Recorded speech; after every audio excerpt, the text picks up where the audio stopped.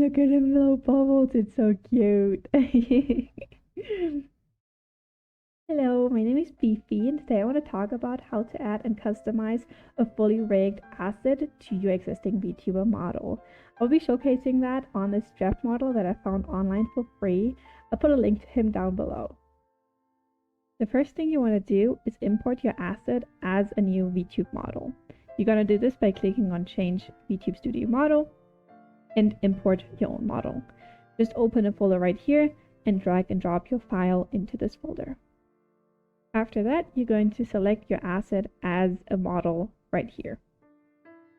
Once you've imported your model, you want to maybe make adjustments to the model itself. In my case, I don't want the arms.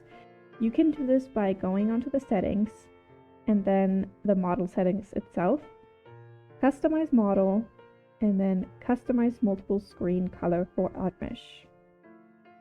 And then when you hover over the part that you would like to remove, it will give you a bunch of art mesh that you can disable. For example, front arm line, I can make it invisible, as well as front arm shading, and front arm color.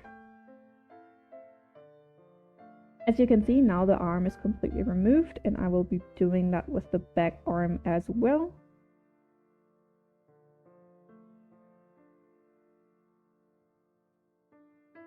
And that way I have removed all of the art meshes that I don't want to have on my model once I import it onto my actual VTuber.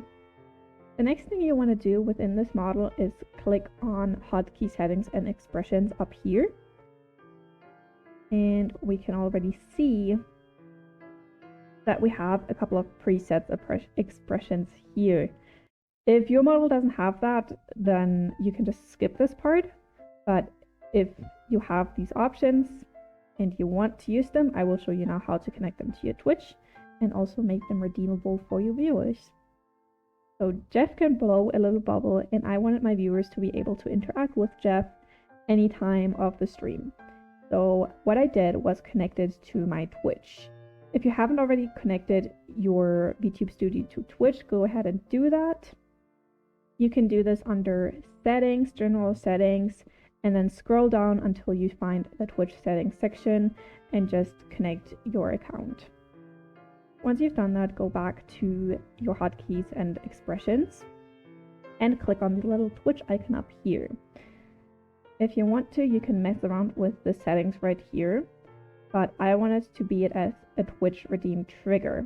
But before we move on, we need to create a redeemable trigger, which we're going to do on the Twitch page. Head over to your creator dashboard, and there we're going to find viewer rewards, power ups, and channel points. Manage power ups and channel points. And then we're going to scroll all the way down and add a new custom reward. Here we can give it anything you want. I named it, I think, blow a bubble or something. Let me name it bubble. You can add a description, of course. The amount, I put it on 1 because I wanted it to be spammable, but of course do whatever you like with that one. Skip reward quest, and I did not want a cooldown or limit. Create. Okay, for some reason I get an error right now. I don't know if it's Twitch or something else. But if everything goes okay, it should pop up on the top, or depending on what type of cost you put, but it should be there. I don't know what's going on right now with Twitch, but yeah, this is it. And once we have this redeemable, we can go back into VTube Studio. Now back on the screen, we can activate the Twitch redeem trigger and then select the redeemable that you want to select. So whatever you named it, it will be in here. Might need to search for it.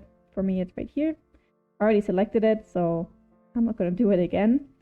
I also turned on hide model load dialog, and of course we need to activate the trigger, which when I started doing this I forgot, and I was like, Why is this not working? Once you activated this, you will see up here that the trigger is on. We can even test it. I didn't press any hotkeys right now, and it just works perfectly. The next and last thing we're going to do is go on the little star right here, which is the item settings. What we're going to do here is press load current model as live2D item. This is going to place a copy of Jeff as is in the items folder. I already did this, so I'm not going to do it again, but you're going to press OK, and it will place a little extra Jeff onto the screen, which you can just drag and drop into the bin. Once that's done, you will be able to find whatever character or asset you imported, and it will be right here, as you can see. And also he will blow a bubble. Now let's switch back to my VTuber. Once you're back here, we are going to click on the star and look for our asset. In my case, Jeff.